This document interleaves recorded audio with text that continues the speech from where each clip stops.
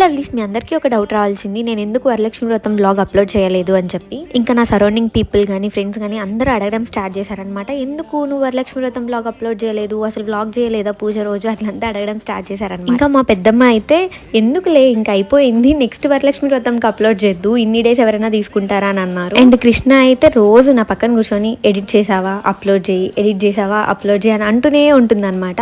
Finally edit చేశాను, upload చేశాను. Link అయితే డిస్క్రిప్షన్లో ఉంది, వెళ్ళి చూడండి.